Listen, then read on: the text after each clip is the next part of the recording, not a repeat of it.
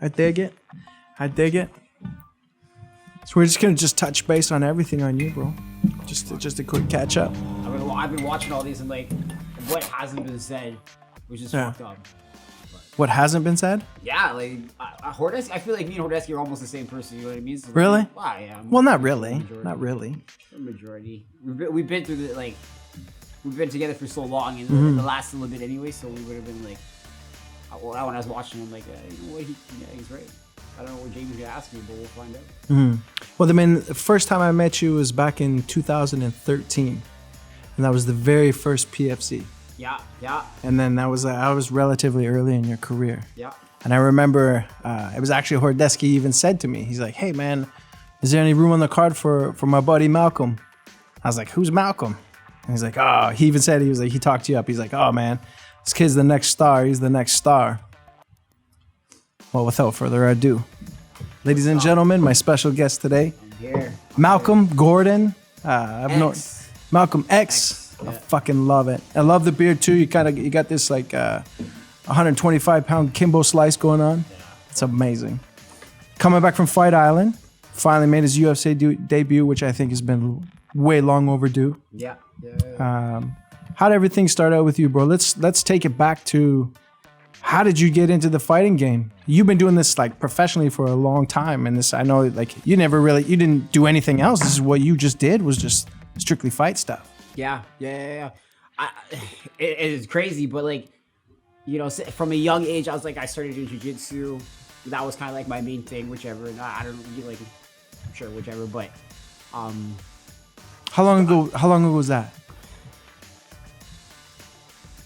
When I was like 10, 8, 9, 10, Jeez. whichever. Okay, like from a young age doing that, and then, you know, jumping into kickboxing like shortly after that.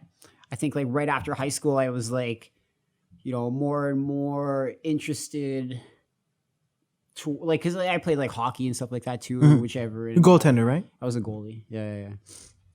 And it was like, you know, I'm from Calgary, you know what I mean? So like, you know, it was kind of like, you know, that's why the hockey connection, which not too, right? But, you know, played hockey for a little bit and whichever. Shortly after, I remember like trying out for this like, for like the juniors, couldn't make the juniors as a goalie. I was like way too short. I stopped growing at like 18, whichever.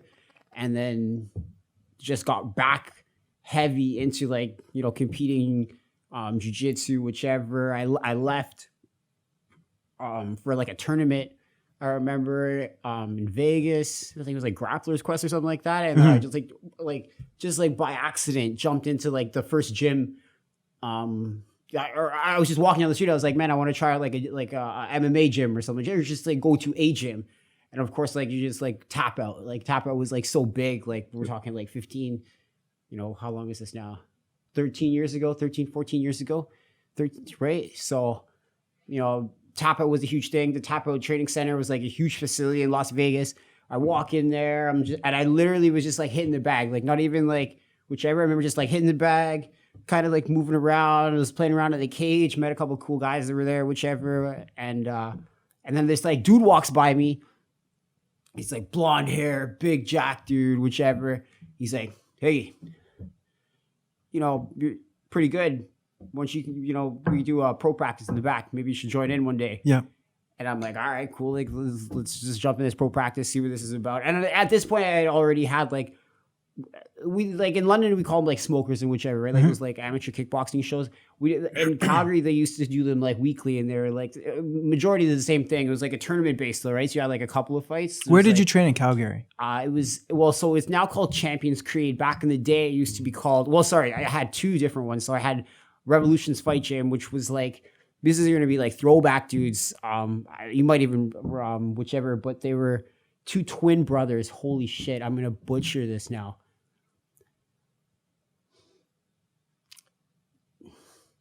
Man, two twin brothers. They were just incredible fighters on the scene. Neither of them made it to the UFC, but they were both like, I remember we're like the early like MMA scene, like the local MMA scene. They were legends. They were incredible.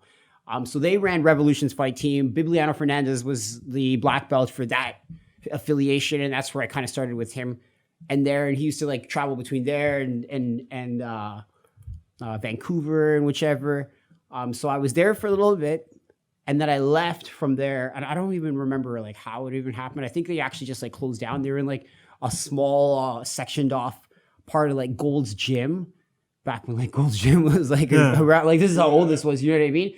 And it was like, yeah, its own little closed off area for them. I think what happened was it actually closed down. And then I went searching, and then so I went to, and now it's called Champions Creed, but it used to be called BDB for the black belt, Brian Bird. And you know what, like there's been a lot of like the jiu-jitsu community, the fight community, whichever is like, it's so small too. And I can't remember, but I actually had a falling out with those guys. And it's like, it's always been like, you know, bad taste in my mouth, because every time I go back to Calgary, I want to like have like a high, like Hakeem Dawadu, he trains there. Like me and him have been training together since we were kids. You know what I mean? So he trains there. He does now. Before he was like training at Mike Miles. Yeah, exactly. Mike Miles back in the day. So we used to do like, that was our kind of circle. Mike Miles there. There's Bull Mount Boxing in Calgary. So like that was kind of like the group that I was with when I was there. But yeah, went to Vegas.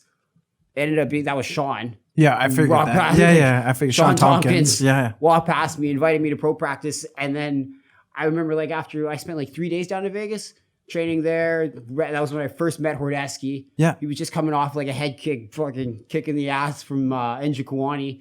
And then we were like, just like shooting the shit. And yeah, like I went home, I sold everything I ever had, came to Vegas with like $500, left myself in probably in more debt. And then I was like living from place to place, floor to floor, whatever I could do in Vegas, illegal. Could even like, I didn't have a bank account. I didn't have anything like that. That's crazy. And then to be like, and then eventually like somehow I weaseled my way into teaching kids classes at the Tap Out Training Center to make like, I remember it was like a huge deal too, because like when you have like no money for like ever, and then you have like, I started making like $75 every like week. I was like, oh shit, this is working out. You know what I mean? Then I was like, oh, I got to open up a bank account, got $75 with like whichever. And then, yeah, I was like going like that. And so I was like, and then I moved, and at the same time, like I probably never spent more than like a few weeks at a time. One dude, I literally just saw the guy. I was like, hey man, what's up? He's like, what's up? I'm like, I got to go back to like Canada, but when I come back, can I stay with you for like 3 weeks? He's like, yeah, sure. And like, it was like, I went from like shit show to shit show. Like I stayed at some dude's place. He was like, he had PTSD. Yeah. So he couldn't slam the door too hard. Sorry. Like if you close the door hard, he would basically faint.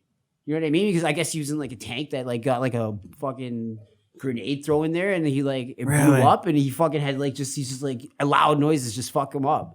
You know what I mean? So like, I slam the door and he passes out. Yeah, it was crazy. It was fucking crazy. So I stayed at a place like that. I remember one night he came back. He was like fucking so fucked up. He put a knife to his hand. Yeah. He's like, "You fight, eh?" And I'm like, "Oh, yeah, he did do the Terminator." And he's like, "You gotta have thick skin to fight." I'm like, "I guess so, yeah, yeah." And he's like, cuts his fucking like just like right above his like not like his wrist, but like his forearm with a knife.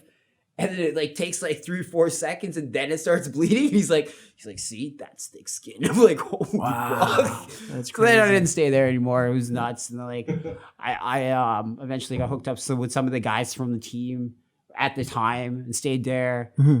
And then on my last leg, I was staying with Shawn in Vegas. Yeah, at his place, and he had like this whole like, he had a room that was like it was like bunk beds and stuff like that for any of the fighters that are coming out of town. But then some of the guys would overstay their welcome, and I was probably one of them. So you guys were like really like, oh yeah, man, it was cool. It was a lifestyle. Yeah, it was cool. Like we would wake up and like Emily Tompkins was like taking care of the boys. You should have Emily on here next time she's in town, because she probably has a stories of like horror and terror and fun and really. She probably seen, because she lived in Vegas when Shawn was like training everybody, and like everybody stayed at Shawn's place.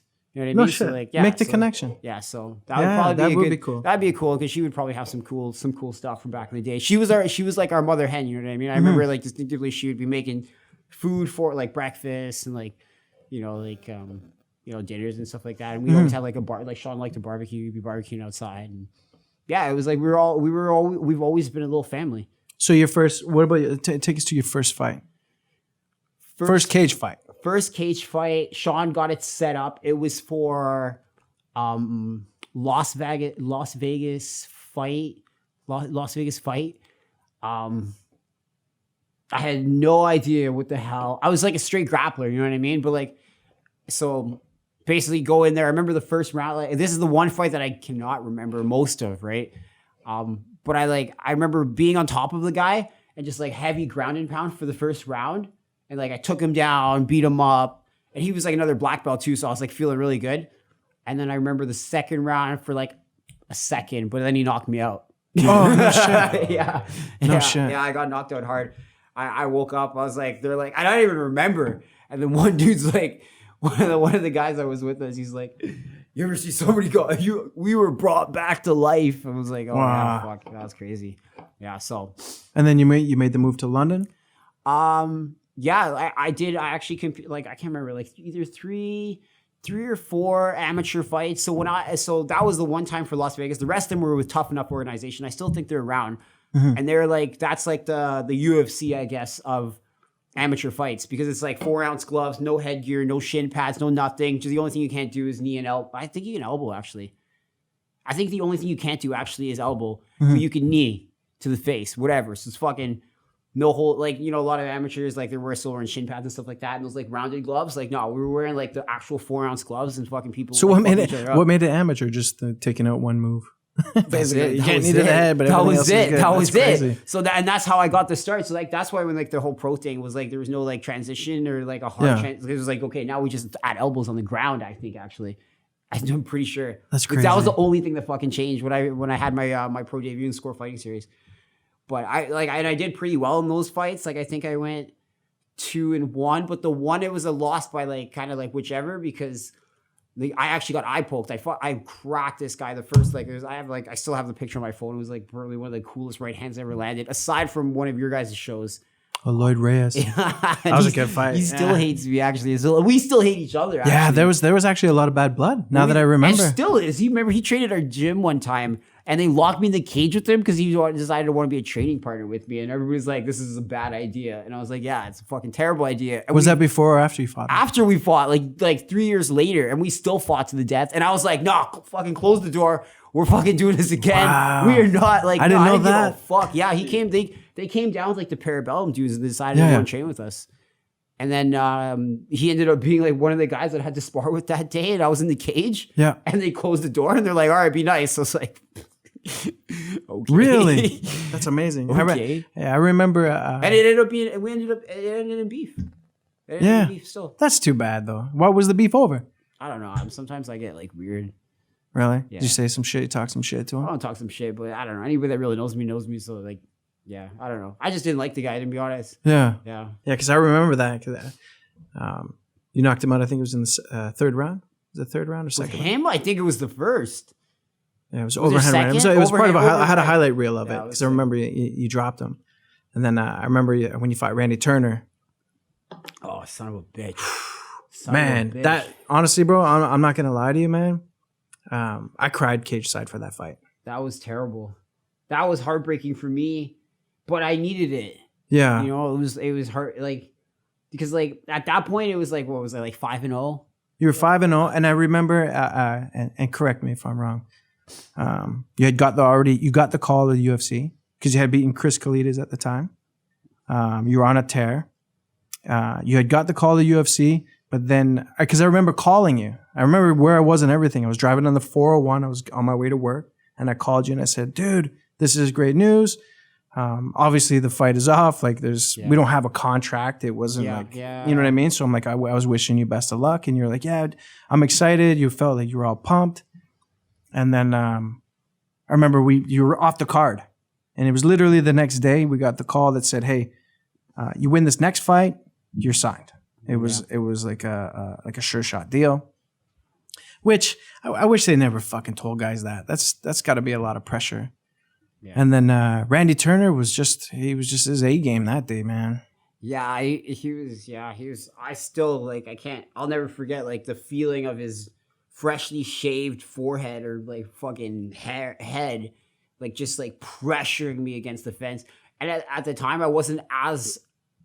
It was a good thing, you know what I mean? Because like now when you do like you see like cage work and stuff like that, you see it as like you know, as you evolve in the sport, you see that it's not there's a lot of options, right? There's a lot of options that you have. And at that point I had none.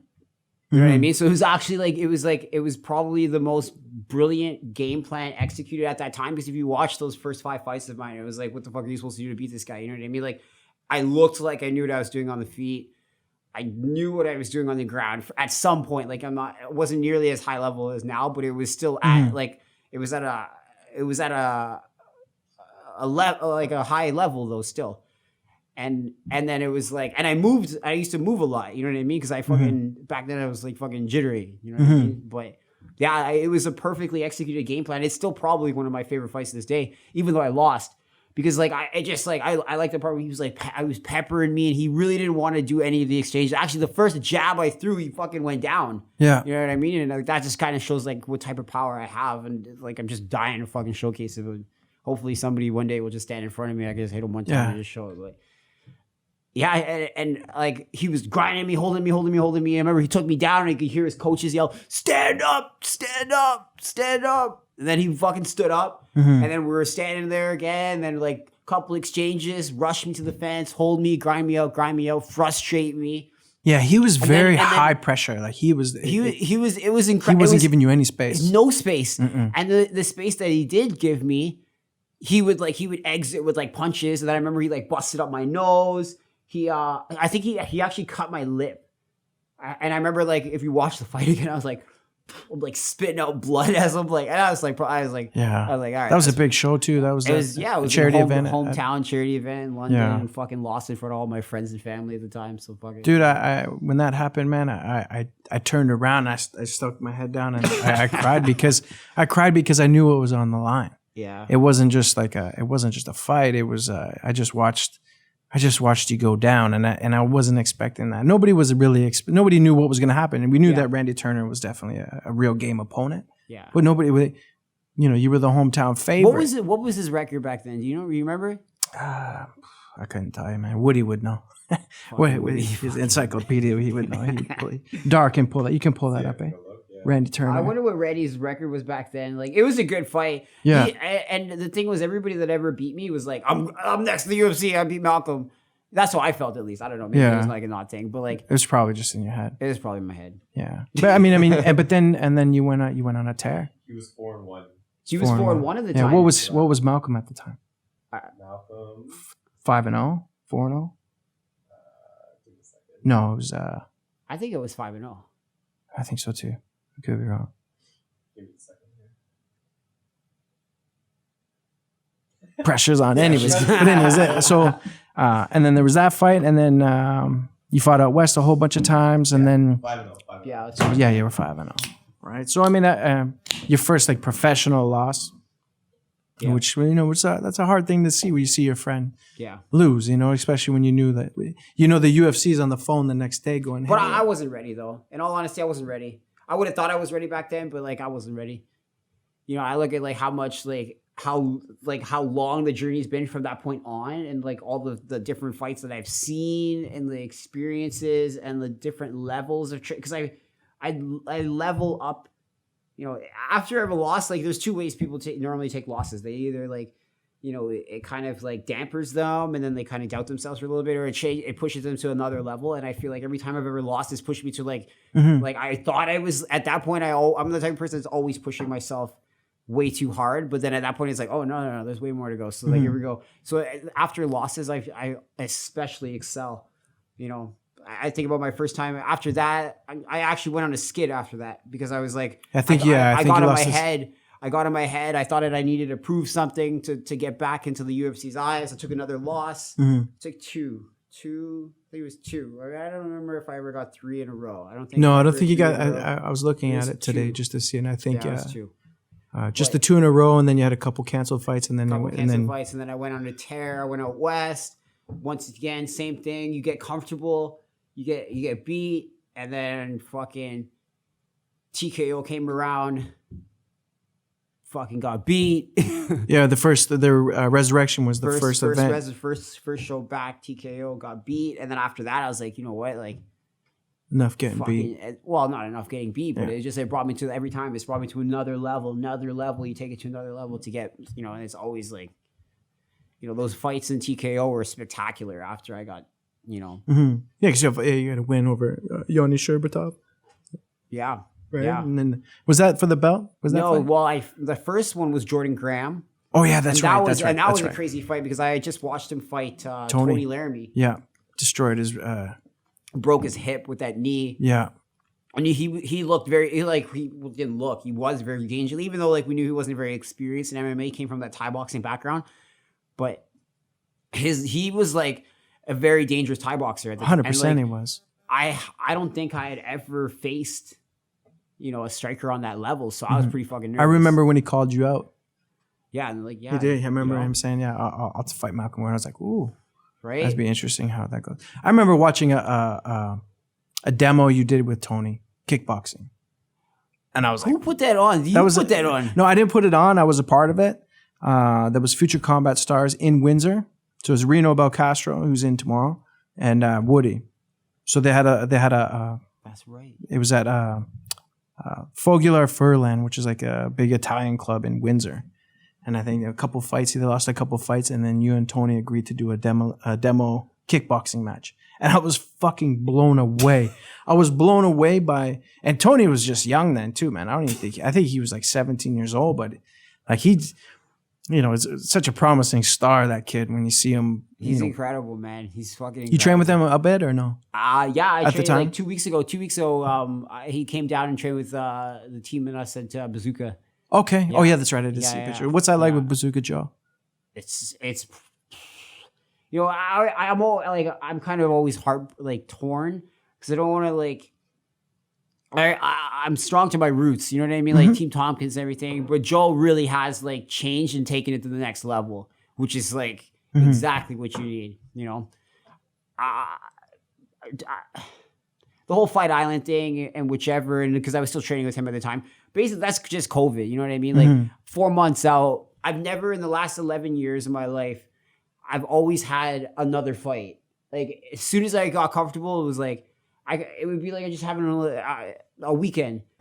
Fucking my manager, somebody calls, says, "Hey, you want to fight? X, whichever." So I've never had an extended amount of time that I could look forward to just to relax. So as soon as the whole government shut down, I was like, all right, Take a break. Guaranteed nothing's happening in the next 3 months. Yeah. Fucking was I wrong? Yeah, that's crazy. It's crazy. You know what? But you know what, bro? You deserve it, bro. 1,000%. Yeah. I've never seen anybody grind it out as hard as you did and stuck to the game. Look at Ronson, even, for example. He was ready to pack it in. He was like, man, you keep trying, and the talent pool is you're competing with so many different guys. Yeah. So at what point do you say, you know what, maybe it's not going to happen for me? And that's where I was at, though, because I almost guaranteed, I thought in my mind after Sherbatov, I was definitely going to get the call within the week. You know what I mean? Because he was a guy that was on the radar and had everything about that. And the fact that I had finished him in 90 seconds, I thought was okay, how can you, and the thing is, the crazy part is, he's, anyway, that was just it. For the longest time, he had a lower record than me, and he was still ranked the number one in Canada. I'm not even number one in Canada anymore, which is fucking crazy. I don't even know the guy that's ahead of me is from out west. Really? Yeah, I feel like it's fucked up. But anyway, what ranking system though? Ranking systems Tapology. I always follow Tapology. Okay. Who else? But anyway, supposedly, yeah. But they had Sherbatov ahead of me immediately after my loss. Because I'm always weird like that. I like to check. I don't know. There's probably something wrong with me in that. But yeah, they put Sherbatov back ahead of me, and I was like, this fucking guy once again, and he's still his last fight is me. So I don't understand how he's better than me still, but he's ranked 3 now. Yeah, there's a new kid. There's a new kid now. And Ellicher and Helliger.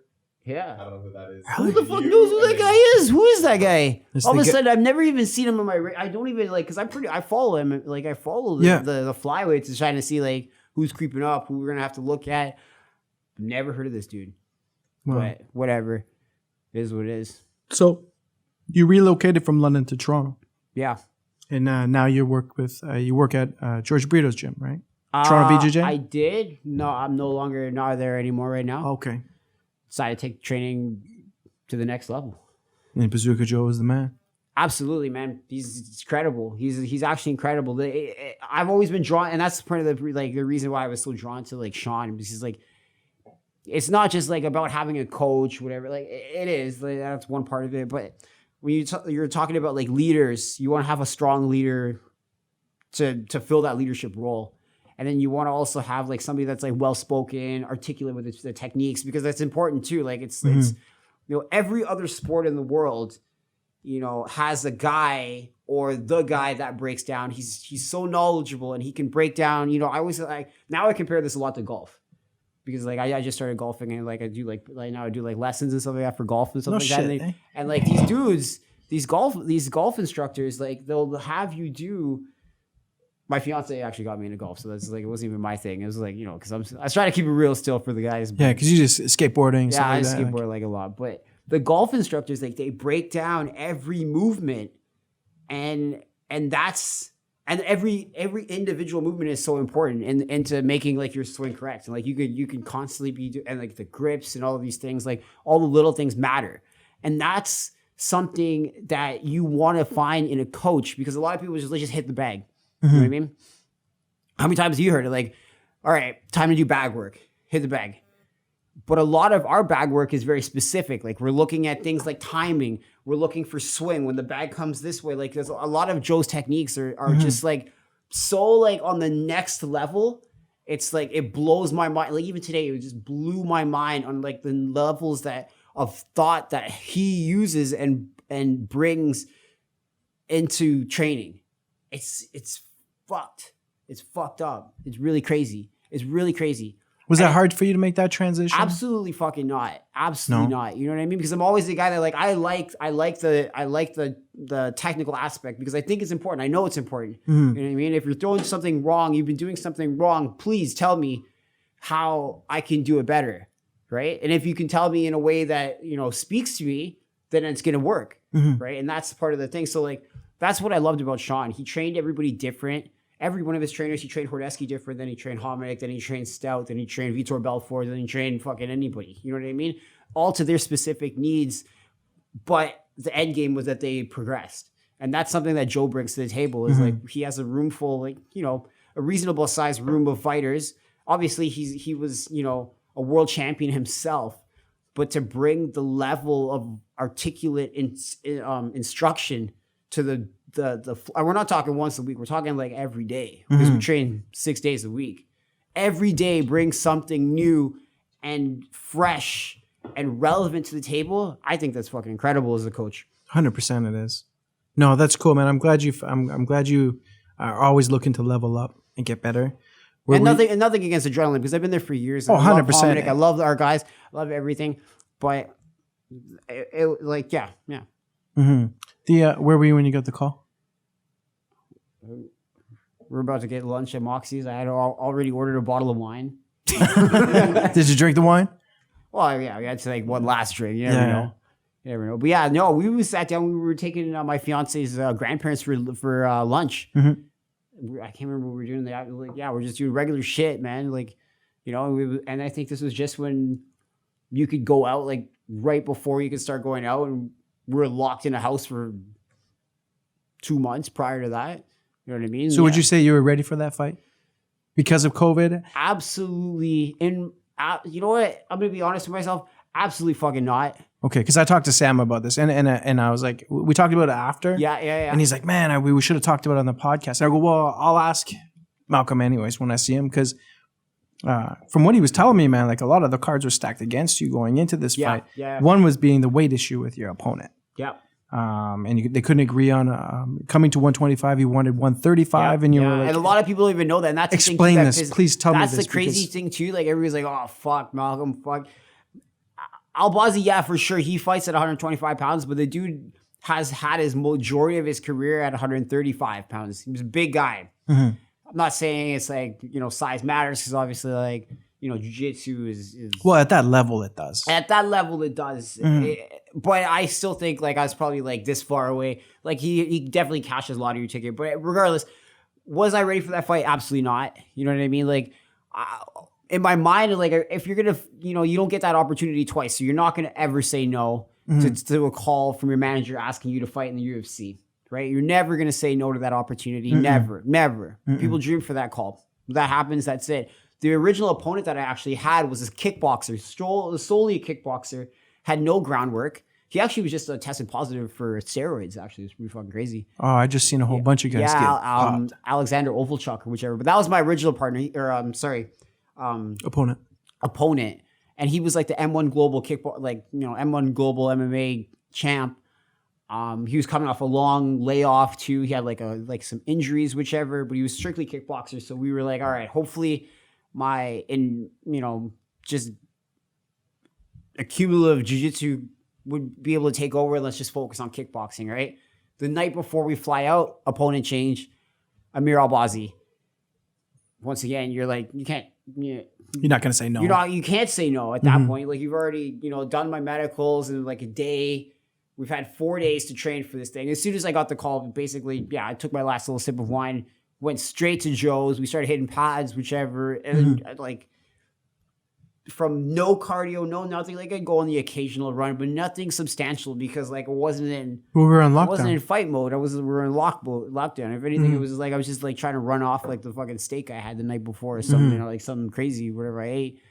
But and then 4 days flying, and we're just like flying, landing, quarantine, flying, and it was hard to like gauge train from that. We did a lot of striking though.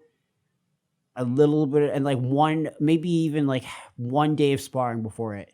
Okay. Like it was so short notice, man. It was short, 4 day camp. It's like 4 days. You'll get your opportunity to show it with a proper training camp. And yeah, so now, what are you doing? Have you any fight news or not? Nothing. Oh, I think I don't know if I can say it yet. Whichever, I don't know how all this stuff works. It, man. But yeah, I got another guy I'm fighting in November. So okay, so you're back. November, okay, that's amazing. Yeah, okay, basically, as soon as the quarantine left, when we came back from Abu Dhabi, I was like sitting there like this, like waiting, counting the days down, waiting to like get back because like you just want it so bad, And then I was like, all right, 14 days, I'm back in the gym. I haven't left yet. Every day. Fucking 4 hours, 3 hours in the morning, 2 hours at night with Joe, everybody, like whoever I can get high level training with. I quit my fucking job.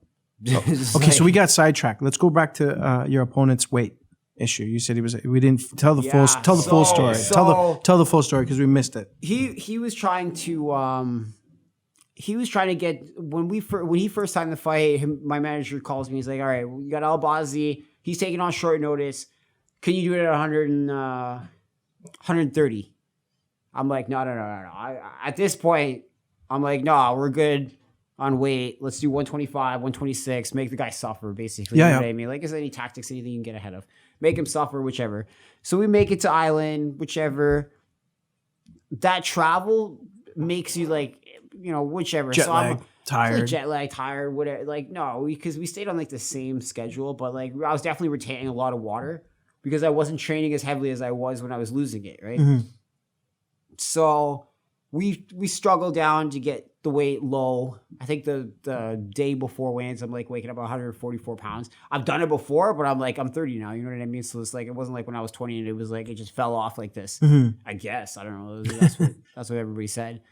But, so the day of weigh-ins, He and they're consistently asking, okay, 130. I see this dude in the lobby one day. He's like laughing, joking, having a great time. I'm like, what the fuck is he laughing about? You look huge, guy. Yeah. You should be fucking running right now, like thinking you're gonna make weight. Like, fuck this, fuck you. Like, what are you doing? And then, anyway, so the day of the weigh-ins, or morning of weigh-ins, I'm fucking struggling now to lose like that last 4 pounds. So we're like, all right, well, let's just call it. I'm like, all right, let's call my manager, like call him. He wanted 130. Let's just make it easy on us. I'm going to lose this last like little bit or whichever. Let's just say 130. Call it a day. Make it easy on both of us, right? Because that's what he wanted. We get no response. Hour out from weigh-ins, we get a call back from him. He's like, you know what? Albazi's not going to be able to make 130 pounds. He stopped sweating at 136. So the fight's not going to happen unless you do it at 135. Like, fuck, okay. Who said that to you? That was my manager said. Okay. He's like, fight's not going to happen unless we do it at 135 pounds. So I'm like, all right. start rehydrating. We have the Performance Institute or the UFC guys making me shakes to rehydrate me up to 135 pounds. And that was it. Fight was And at fought at a 135, much heavier and much stronger. Yeah. A bigger guy. I remember looking at him, and I just remember looking at his shoulder, and I was like, holy fuck. Like I know like size doesn't really like you can't. But I was like, he's a big, like you look at a 25er and they're like 28 size. Well, what do you think he was at the fight, during the fight? Easily 160. Yeah, that's a big dude. And what were you? 140? 145. Yeah. 144, 145. Yeah. He was huge. Huge, like big, like, and it is what it is.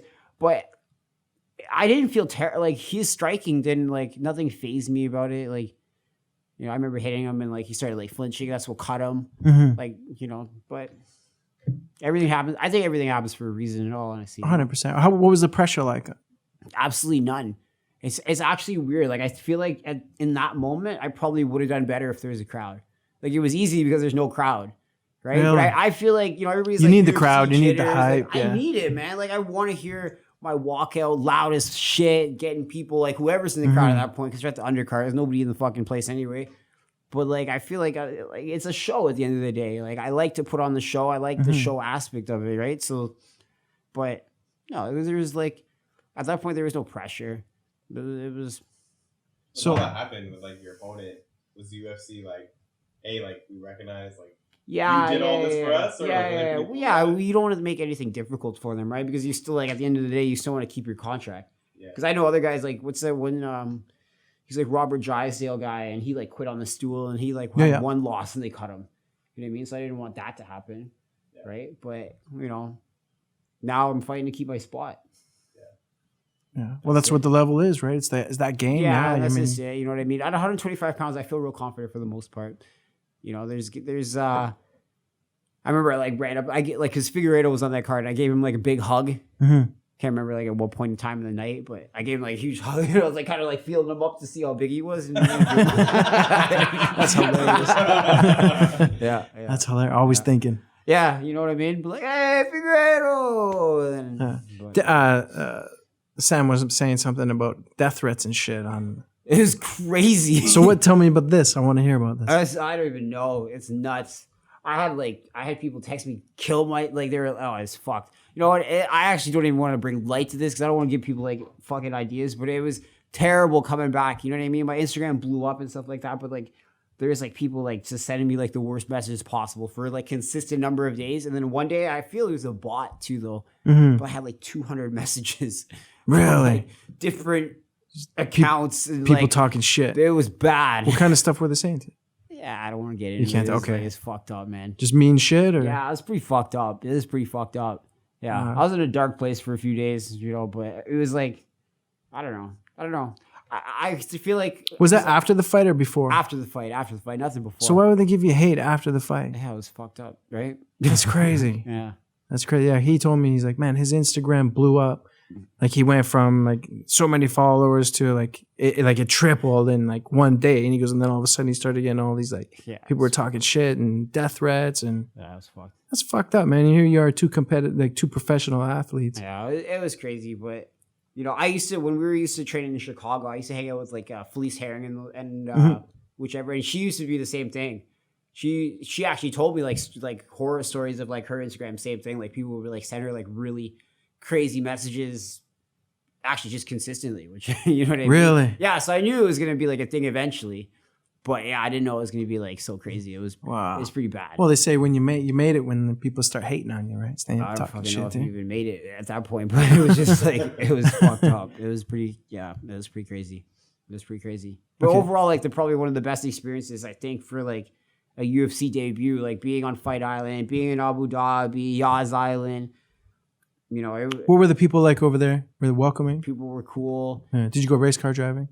I had to. How was that? It's fucking sick. Where'd you drive? Well, I can't remember what type of vehicle it was. I took actually two. I took a drift car out too. Yeah.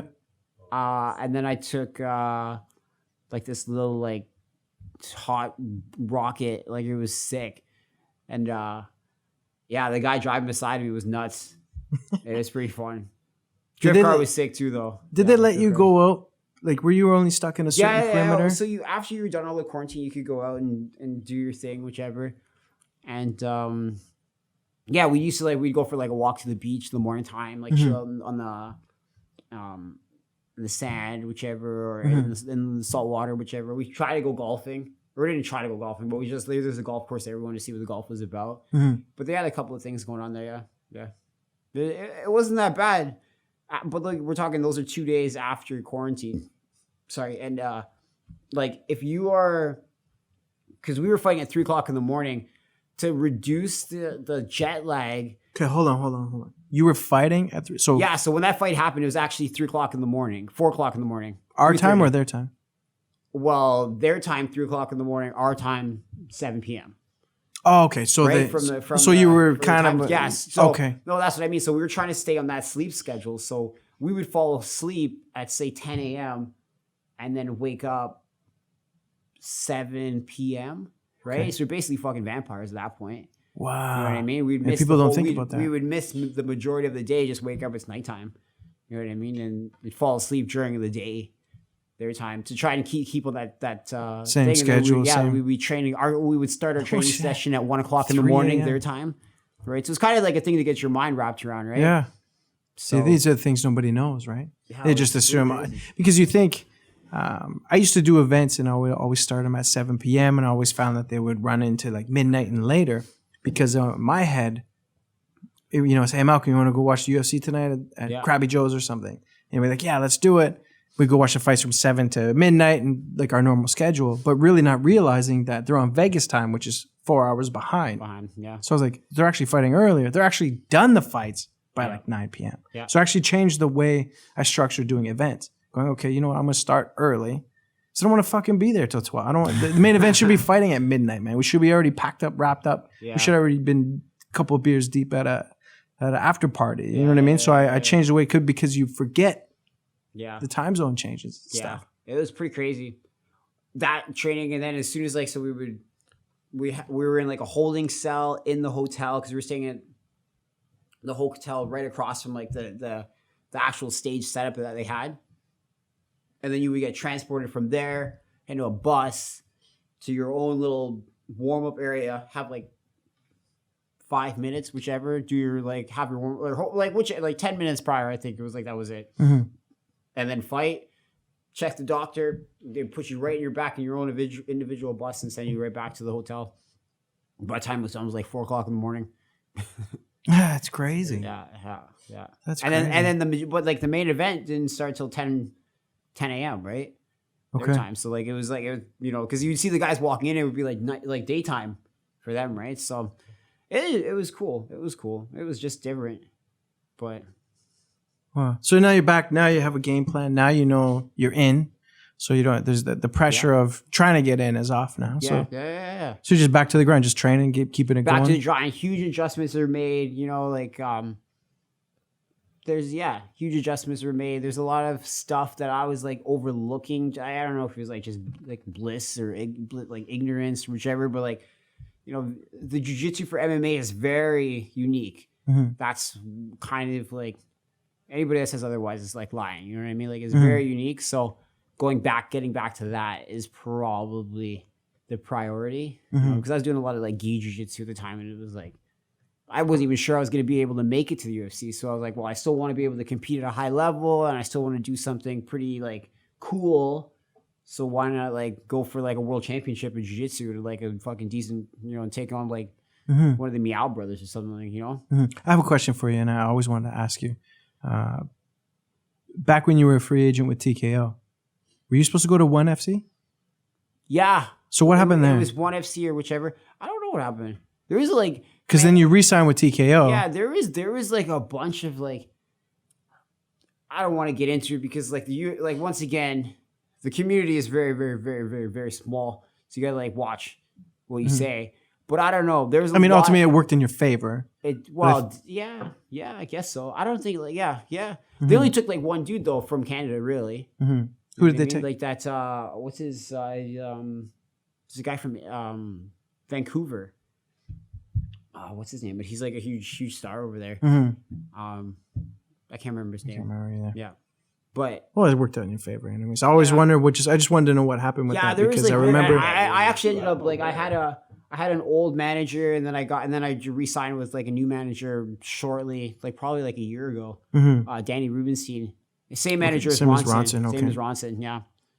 And he ended up just being incredible. You know what I mean? Because I think at the end of the day, you really do need a manager that's like willing to like go to bat for you. You know what I mean? And like it's proven in Ronson's favor. Like, you know, he was out of the UFC, and Danny basically helped him every step of the way. Like just get the right fights to get back in there. And then even when you didn't think he was going to get it, you got him in. You know what I mean? I remember when you text me, you say, "Hey, how come you didn't put me on the Toronto card?" And I was like, "I didn't know you were available." Yeah. Fuck. That was sick though. That was a cool card. Yeah, I was choked, man, because it would have been cool to have you, especially in Toronto, and you had just moved there, and it was like. But I always thought you were just like I just unattainable. I think maybe is what it was. Yeah, I met you when we were shooting for Burrito.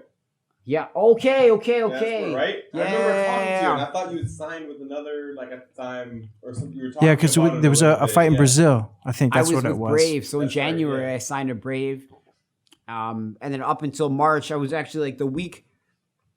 Once again, another fight that canceled a week out, but a week before, like it was like March 28th, I was supposed to fight. March 14th, the world shut down.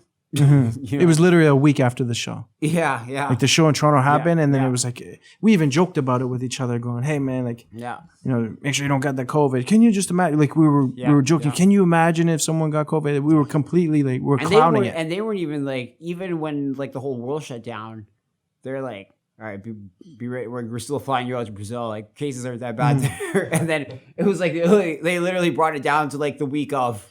And it was like, I still haven't seen a plane ticket. I still haven't seen like. They were like, screw what? It's a think big gamble, right? Yeah, that would have been cool though too. Like they had a big thing going on, but once again, everything happens for a reason. You know what I mean? They're one of the few and they're one of the only other organizations that are putting on fights. You know what I mean? Bellator. I'm working. There's a guy. I get messages all the time from them. Yeah. Hey. Looking for guys. Yeah. Really? Yeah, all the time. And then I rifle through what he's saying. Yeah. And I'm like, let's make it happen. Like I can't. I know guys that are hungry that want to take it. Crazy. But then they. I don't know the guy who he is, but he's like, yeah, you know, I want 20% of their purse, and I'm like, what do you mean 20% of their purse? That's a fucking huge chunk. That's a huge chunk. That 20. They got to pay a manager. That they got to pay coaches, cornermen. When you think about like to paying 20% to anything, it's like. Okay, you already are guaranteed. Like I feel like the one person that should take 20% guaranteed is your coach, right? Your coach definitely deserves 20%. Like if they ask 20%, they ask some ask less, whatever. But if you were to give a higher percentage, like if you're saying, would you pay your manager 20% or would you pay your, coach 20%? I would say coach. Coach deserves it first because he's there every day for you. He's holding pads for you. He's fucking. It's not a glamorous job in the least, right? Like. Basically, the managers now, I'm not talking shit. No. I get what you're saying. You know, they do their fair work too, but I just feel like the coach deserves it, right? 100%. But then if you're paying somebody 20% and then you're paying, another 10% to your fucking coach, another 10%, like that's 40% of your purse, and you're not making lots. And then taxes. Yeah, I mean, like taxes. Yeah. Like if you don't, unless you slide under the radar like Wesley Snipes, I'm talking. Like, then you're okay. But but I don't think he slid under the radar. I think he got nailed for it. Yeah, exactly. Did he do jail time for that? Yeah, he did do jail. He did time do for jail it. time. Yeah, for exactly. That. So if you don't want to pay do taxes, what Wesley did, then yeah. Who's your favorite fighter, bro? I always say Mark Hominick. Yeah, he's amazing. Eh? Absolutely, man. Like that dude. He was like back in the day. He was like, just like a fucking presence in the ring alone. Yeah. Like constantly moving forward, so much pressure. Good, like the fastest hands you'd ever seen. Still to this day, I still think it's like the fastest hands I've ever been hit with in my entire life. And and then when you do push-ups at the end of the fucking any fight that you want, like you do push-ups, it's like fuck. Yeah, Dave push-ups after a 5-round fight with hilarious. Jose Aldo. He drops to the floor with a huge hematoma doing push-ups. It's actually a really funny story. It's like before I even thought about MMA, I remember seeing a fight, my first ever MMA fight I watched, like for the entirety of it. And it was actually Hominick's fight against Yves Edwards. And I remember like looking at this guy beat because he beat him and then started doing push-ups in the ring. I was like, who the fuck is this guy? Really? Yeah, I swear to God. I swear to God. I was like, who the fuck is this guy doing push-ups? And then it ended up being like And then he was like one of the biggest influences of Yeah, my because life. you can't. You followed Shawn back to London, correct? Is that how it worked? After he had passed, the boys came down like, hey man, you're from Canada. You should probably come back with us. Okay, so they can't. They told came you back, to yeah, asked you to come. yeah. I didn't know that. Yeah. That's Yeah. cool. But aside from like, and now that I've like seen the sport more, like Joe Vatali, once again, like incredible, like never had a boring fight. I've seen so many of his kickboxing fights now. It's incredible. I saw him fight in a gymnasium, in a hockey arena when he was what is it, amateur Holy Muay Thai guy, and I was like, he had a presence to him then, and he wasn't even. Holy smokes. Yeah, that's like, wow. I watch him do bag work. I follow him on Instagram, and you see him do his bag work. You know, like everything he hits is like pure power, but he just looks effortless when he does it. Like he just pop, pop, pop, pop, pop, pop, pop, pop, and he's always flowing one after the other, bing, bang, bang. He's incredible. I man. think it's a good style. I think it's a good style that like his style is a good style for MMA. Mm-hmm. You start looking at like the recent trends and everything. Who else is out of that gym? Matt Special. Yeah, Special. Yeah. There's a Prince. Shout out to Bearded Bites. Bearded Bites. Yeah. 100%. That was He like does he do your nutrition? Yeah, 100%. He was like, that's the only reason I could have even got remotely close to like being confident in making that weight cut in the short period of time, because like Matt really helped me out with that. Yeah. Yeah. There's another young kid. He's like a 35er. He's super hungry. He was supposed to do his pro debut on your show in Toronto. Oh, Prince. versus that. Okay. Yeah. But he came up overweight, and we made fun of him still to this day. And now he's starting to like real trim down and be a man about things. Because I heard a lot of good things. You're supposed to fight Amir Falastini. There we go. The one fight that fell through for you guys. Amir. Yeah. And he's tough as shit. Yeah, he was choked, man. He's tough as hell. He's like a very, very solid wrestler, and I've never felt pressure on a cage like the pressure he's just like. How do you think that fight would have turned out? I don't know, in all honesty, because like Amro's tough. They're both tough. I think like Amir, if he would like, the game plan would have been for him to close the distance and take him down. Then there's no way, like I can't see a lot of guys at that level being able to hang with him. You know what I mean? Like I think he's at a different level, and in grappling in that sense, his ground and pound is like wall control, everything. Like, and now his striking is that because he's there every day with me too. Like he's probably one of my number one training partners right now, and he's getting sharper with his striking too, which is like scary because, you know, he can ragdoll guys with his wrestling. Yeah, you know what I mean. Like, then you add the striking concept, then he's no more fear. Yeah, like once you get a couple of threatening shots at you, it makes you second guess your striking, and then once you have a guy that can also strike with you, it's like it makes it like a little bit different. Yeah, I'm really. That was like the one fight. He'll be on back. That whole like card if you that do another show, you have to have him. I like to redo them again. Yeah, because I think that was a hard pill for everyone. Yeah, like and he needs it too. I like, you know, I've just started to get to know the kid, but I think he actually like that. Like he needs that push. Amir Bani, that's it, yeah. right? He needs that push. He needs to get in there. He needs to get in there, and he needs to fucking fuck somebody up. And then once he has confidence, I'm scared to like. Because he's going to be like even that much better. He's that guy. He's so polite. You would never think it. Yeah, he's polite, but he's so serious at the same time. Because when I met him. You can't joke with the kid. Really? No, absolutely fucking not. That's hilarious. Like, jokes go right. Like I'll like crack a joke in the morning time, and like it just goes like. No shit. Yeah, that was the one fight I really want on the card that I was like, fuck, I wanted to see Amro debut against this kid because there was so much hype around both guys. Yeah. That it was like to get that fight so early in either guy's career is a kind of like a dream come true because, as you know, once the 4, 5, 6 fights come into play, nobody wants to fight. They're more selective on who they're fighting. But when they're 0-0 making debuts, they're hungry. They're just let's just do it. What kind of advice would you give yourself if you had to go back in time? Would you do anything different? I would absolutely do nothing different. Every fight, everything that's got me to this point happened for a reason. Like that's it. You know, I've had no regrets, absolutely none. You know, it's absolutely none. That's great. People forget how long. Like it's not an overnight gig. You know, it does take some time. Sometimes like for some people, they're absolutely blessed. 5 fights, 6 fights, 7 fights in, they make it. Kudos to them. But for me, it wasn't that. But it's also like seasoned me into the fighter that I am now, and I think that's gonna be like my biggest attribute now that I'm actually. Well, because you're a veteran now. Yeah, like right? I've almost seen it all. Mm-hmm. Any crazy stories outside of the cage in the ring, like any of these fights?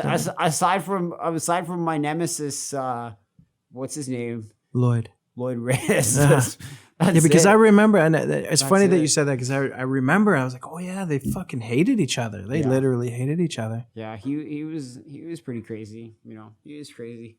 But I think Joe's gonna have a really solid team in the next year coming up. A lot of like new hungry guys. Like there's a couple of other guys in this room. I don't know if anybody that follows my Instagram will see like there's a. I saw a picture today. Yeah, there's some guys in that room that are like this. There's this one dude, Diego, and he fights exactly like what's that dude that just like does the backflips and stuff in the ring? He's fighting tomorrow. Charles Bennett. No, Felony Bennett. He's like the dude from Brazil, and he's like fucking super wild and crazy. He does like backflips and like he chased the dude. Anyway, he's super awkward like that, and you know, like crazy spin kicks from like nowhere. I basically gave up on sparring him because it's not a fun show. I remember once he like made me flinch one time. He like froze me up, and then he just like fucking kicked both my feet from underneath me, and I landed on my head. Really? Yeah, I'm like, all right, I'm done. How big is he? He's like 180. Oh, he's a big guy. Is that the guy in the picture on the far right? Far right, yeah. He's got 2 pro fights in Chile. Okay. He's Chilean or something, whichever. Yeah. But like, you know what? Actually, if you ever get him on, he's fucking incredible. You never see like he's fucked. Just super athletic, very. Like, he's like can't take him down either, and he's like fucking all over the place. This is he's exciting. Like flip kick you, fucking front kick you, side spin kick, taekwondo kick you, fucking uppercut, jump knee, like nuts. He's just all over. Yeah, he can't. What's his name? Diego. I can't remember his last name. Okay, but he's in the picture there. You know, I tag him, but he's like. That would be a guy that you would definitely want to get on your show. If you did another show, like that would be the like. Yeah, we're just waiting. Right, I'm just waiting. Sick, man. Like I talk to the commission regularly. I email or I'll call and I say like, you know, what's happening. And so there's no shows in Ontario. No, the Ontario Health Board is like there's no public events. Yeah, it makes sense. You know what I mean? And then the commission is sitting at home. Yeah, they're not even back in their offices. Yeah. So until then, man, I'm just fucking limbo. It sucks. It is what it is. Yeah. It is what it is. Did COVID affect you much? Mentally? Mentally, no. It's like crazy time to like, you know, you go out, you see everybody in masks, and you just like just the dramaticism of it is like shocking. You know what I mean? Like seeing everybody in like, especially when they like now it's like everybody's got like you got like an Adidas mask and like something else. But like before, when everybody's wearing like N95 masks and like these like crazy whatever and the hospital mask, like it was like, yeah, like what why do I even want to go outside? There's nothing enjoyable about looking at a bunch of like people in masks. It's like I hate hospitals to begin with. Never mind. So like there's nothing fun about going outside right now. There's no reason to. You know what I mean? But I think it's like if you're talking about like the like business innovation side though, I like that though because I hate lines too. Yeah. It's like now that everything's like available online, it's like yeah, I was always an online guy anyways. Yeah, 100%. I fucking hate crowds. Or ironically enough, when I'm doing shows and but you guys draw huge crowds though, so like yeah, but it's like I don't like crowds. You know what I mean? Like it's the same thing. I'm like, guy hates crowds, but he packs the house every fucking show. That's funny. I would just the one regret, man. I wish I had you for that last show. Would have been cool just to have it just one more time, but the chips fell perfectly for you. And George showing up for that fight with like a fucking torn bicep. And the state that he was, I seen him because I was training with him the whole entire time. I heard he tore his bicep. Yeah, it was like he couldn't move his arm. He couldn't move his arm. You know, or was it no? Yeah, shoulder. He couldn't move his arm. You know, he couldn't move and like at that point, it's like we're just a warrior, man. Yeah, and he'll always have it too. Yeah, I love George Burrito to death. I'm so thankful that I have the opportunity to train with him and train at Toronto BJ with those guys because like it's a different beast just being there. It's like when I got the call that they said George Brito wants to do one more fight, and it was literally they said one more fight. Just to kind of like he wanted to just close the book on everything, and I was super honored. Well, my first pro fight was his last one. That's how far back that. Well, Oh, wow. yeah, right? Because he fought on the Score fighting series. Score Fighting Series. That's right. Right, and that was my debut against Tyler Kirk. Mm-hmm. And he had broke his arm or broke his hand in the second round or something like that, and still finished it out, whichever. But Yeah, because I was told that listen, like he's got a really bad injury, but he's not pulling. They're not saying, don't say anything, say nothing, just leave it really quiet. Yeah. And I was like, this. But just to see the fucking cut, like that was just because that had nothing to do with the injury. That was just fucking bad luck. You know what I mean? Was it a knee? Yeah, he took a knee. He took a knee in the second round. Yeah, and a gash for anyone that hasn't seen it. His fucking head caved in a certain spot, and a gash that was. You see his skull through his brain. I was in the room while they were stitching him up, and I was like, "Holy!" Yeah, that was bad. That was another tough. There's certain guys when they lose a fight that I get like upset. Like I'm like, fuck, man. Like because he's a warrior though. Yeah, but I would have liked to see him go out on with a W. Absolutely. Right? It would have been nice to see him. You know what? I'm packing it in, everybody. I'm done. But with the big W, you know. And this is why I never watch like fighting movies. Like probably the only one I saw was maybe Creed. Yeah. But I hate watching fighting because they don't never have a happy ending. Mm-hmm. You know what I'm saying? It's like, all right, he won, but then he died, broke. Under a bridge. Yeah. You know what I mean? Like they never have you never go out on top. I just don't even want to be reminded about that fact. You know what I mean? Like you almost always ended on a loss. Yeah. So it's just a fucking such an unfortunate trend that it's like. Yeah, because you don't really, you don't really tear through everything unless you're Henry Cejudo, you know, where you just crushing guys and then you just go. Yeah. Is that what you want to do? You want to end on a high note? Is that your plan? Well, I don't plan on ending anytime soon. Mm-hmm. If you would ask me that like a couple months ago, I maybe would have thought I was at the end. But I don't know. I embrace the fact that like that is a reality. You know what I mean? It's very hard to end on top. But that's just it. It is a reality, so you have to be aware of it. That's it. Mm-hmm. You know. Do you have backup plans for after the fight game? Yeah, I got a couple backup plans. Probably sell drugs. Just kidding. He's lying. He's lying. He's totally lying. Everybody, he's just fucking with it. No. Yeah. His fiance's in the room and she looked up for the first time. Yeah. She's like, "What did you just say?" I would love to have like an actual MMA academy at some point in time. You know, I think it's especially for like the city of Toronto. Because how you like living in Toronto? That's fucked up. How come? Yeah, there's like traffic everywhere, man. There's like you got like a 45-minute commute minimum, 35-minute commute minimum. But like just the fact that if you want to train like high level jiu-jitsu, you got to go here. Then you want to train high level kickboxing, you got to go over here. Mm-hmm. What area do you live in Toronto? In like the Markham region. Okay. It's like just GTA, whichever. But you gotta do this huge commute to get places, and especially if you're doing MMA, it just makes it like that added, where do you prioritize what sort of training? So I would love to have like a one-stop shop. This is where you go and get it. There's something like that in Toronto, huh? It really isn't. No. Mm-hmm. Be good to grow old, pass on the knowledge to everybody else. Yeah, when I get old though. Yeah. Oh yeah. Oh yeah. Listen, you're still. I still think I got a few more years at this. 100%. I think so. 100%. I don't think I'm slowing down anytime soon. Mm-hmm. I don't know anybody more deserving, man. I'm happy and I'm proud to know you as a friend and to see you like. Probably you're one of the rare few to say that. Really? I'm kidding. Oh, cool. I was gonna say you surprised me. Really? Yeah, because everyone I talk to about you, everyone that knows, everyone in our circle, anyways, we. Have great expectations of you, and you're very deserving. Yeah. I know you got stuff to do. Let's wrap this up. Yeah. Why don't you tell us where we can find you? Give us any shout outs. Anyone you. I got to give a huge shout out. Obviously, you've had him on the show before, Dr. Faisal Rahman. Because without him, this whole community in Ontario probably would be sparse. A lot more sparse than it actually is. So without Dr. Faisal, I don't think How did you meet Faisal? I can't even remember how. I feel like I've just always known him. He's always been a part of the community at Adrenaline. Yeah, I have him on again next weekend. Without him, I probably would not be fighting.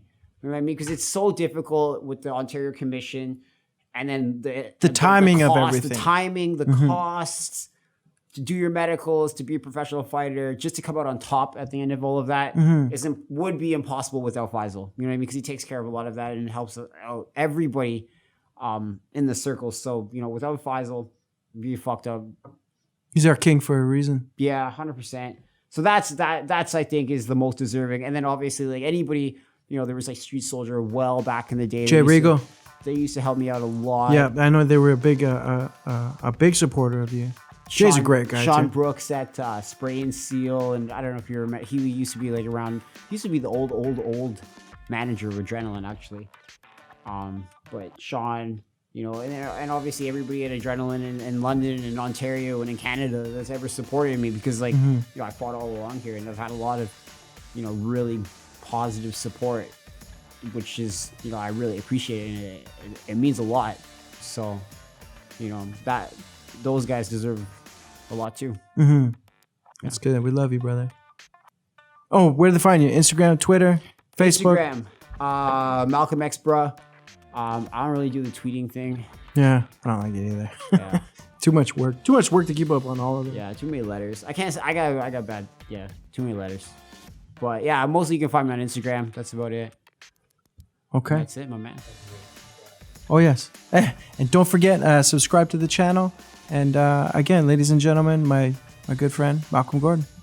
Oh, Man.